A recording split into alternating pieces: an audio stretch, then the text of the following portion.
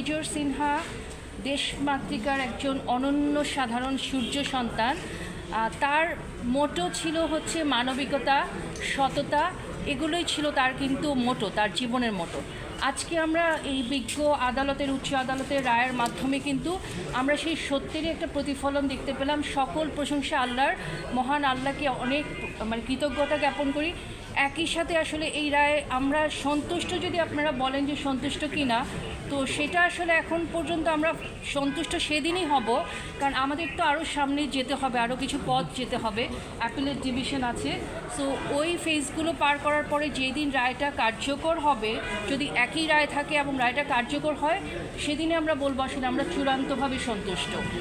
তবে কিছুটা একটা কনসার্ন আমার আছে আসলে বাদী হিসাবে, সেটা হচ্ছে আপনারা জানেন তৎকালীন যে সময় ঘটনাটা ঘটেছিল, ওই সময় আসলে অনেক কঠিন পথ পাড়ি দিতে হয়েছিল আমাদেরকে।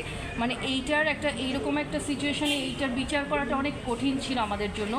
সেই ক্ষেত্রে কিন্তু ওই সময় তৎকালীন যে এসপি সাহেব ছিলেন, এসপি মাসুদ সাহেব ছিলেন কক্সবাজারের, উনি কিন্তু অবশ্যই এটা বলা যাবে না যে চেইন অফ কমান্ডের অর্ডার ছাড়া কোনো কিছু হয়।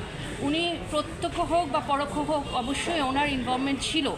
তো আসলে ওনাকে যে আমরা কোনোভাবেই আনতে পারিনি এই জায়গাটায়, মানে বিচারের আওতায়, সেই জায়গাটায় কিন্তু একটা অসন্তুষ্টি রয়েছে আমাদের। ওই সময় আমাদের কিন্তু আরেকজনের কথা আমি সবার আগে বলি, ওই সময় সবার আগে যিনি আসলে ইনিশিয়েটিভটা নিয়েছিলেন তিনি হচ্ছেন রাওয়ার, আমাদের তৎকালীন রাওয়ার চেয়ারম্যান আফসার স্যার, যিনি এখন কিন্তু বেঁচে নেই। এবং তার সাথে আমাদের এই যে মোশাররফ স্যারও ছিলেন তৎকালীন সেক্রেটারি জেনারেল। ওনারা কিন্তু প্রথমে এসে ইনিশিয়েটিভগুলো নিয়েছে, এত একটা বৈরী পরিবেশেও কিন্তু ওনারা সামনে এগিয়ে এসেছিলেন। তো আমি কিন্তু ওই অসন্তুষ্টির জায়গাটা বলছি যেটা আছে, এসপি মাসুদকে উনি কিন্তু ধরাছোঁয়ার বাইরে রয়ে গেলেন। উনি তৎকালীন এসপি হওয়া সত্ত্বেও উনি কিন্তু ধরাছোঁয়ার বাইরে রয়ে গেলেন। আর আজকের যে প্রসিডিংটা হয়েছে বা রায়টা হয়েছে, ঐতিহাসিক রায়, যেটা শুধু আমাদের পরিবারের জন্য না, আমাদের দেশের মানুষও যারা ন্যায় বিচার প্রেমী তারা অপেক্ষা করছিল আজকের এই রায়ের জন্য। আমি কৃতজ্ঞতা জানাই মহান সৃষ্টিকর্তা আল্লাহ রাব্বুল আলামিনকে। অতঃপর আমি কৃতজ্ঞতা জানাই সবাইকে, দেশের আপামর জনগণ যারা আমাদেরকে সাহায্য করেছেন, মনোবল জুগিয়েছেন, সবসময় আমাদের খোঁজ খবর নিচ্ছেন। মিডিয়া আপনারাও সবসময় খুবই অ্যাক্টিভ থেকেছেন। আমাদের রাওয়ার বর্তমান চেয়ারম্যান স্যার, যিনি আমাদের আব্দুল হক স্যার, উনিও কিন্তু এই প্রসেসটাতে প্রথম থেকেই কিন্তু ওনার ইনভলভমেন্ট রয়েছে এবং উনি আমাদেরকে অনেক সহযোগিতা করেছেন। আমি সেনাপ্রধান ওয়াকারুজ্জামান স্যারকে ব্যক্তিগতভাবে আমরা ওনার কাছে গিয়েছিলাম, উনি সবসময় আমাদেরকে মনোবল জুগিয়েছে, আমাদেরকে যেভাবে সমর্থন করা দরকার ছিল করেছেন, আমাদেরকে এই পরিবারটাকে সমর্থন করেছেন উনি, এবং ওনাকে আমি ধন্যবাদ জানাই।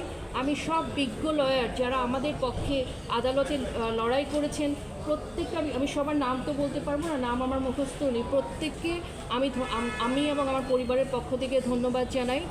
মাহমুদ ভাই আছেন, উনি প্রথম থেকে আমাদের সাথে ছিলেন, ওনাকে ধন্যবাদ জানাই। আমাদের ব্যারিস্টার সারোয়ার স্যার, ওনাকে ধন্যবাদ জানাই। আসলে নামগুলো তো আমি সব বলতে পারবো না, আমার ভাই এবং তার কোর্সমেট যারা আছে, শাহানুর ভাই, সাইদ ভাই, সবার নাম আমি এখানে বলতে পারবো না, মহসিন ভাই, প্রত্যেককে অন্তরের অন্তঃস্থল থেকে আমরা ধন্যবাদ জানাই। আজকের রায়টা তো কোনো একক বিষয় না, সবার সম্মিলিত প্রচেষ্টা, সবার দোয়া এবং আল্লাহর অশেষ করুণা মেহেরবানির জন্যই হয়তো আমরা এই রায়টা বহাল রয়েছে, যেটা একটা সত্যের একটা জয় বলবো আমি। কিন্তু আমরা এখনও অপেক্ষা করছি এর পরবর্তী ধাপের জন্য। যখন পরবর্তী ধাপটা সম্পূর্ণ হবে এবং যেদিন রায়টা কার্যকর হবে এই রায়টা, সেদিন আমরা বলবো যে আমরা সম্পূর্ণভাবে সন্তুষ্ট।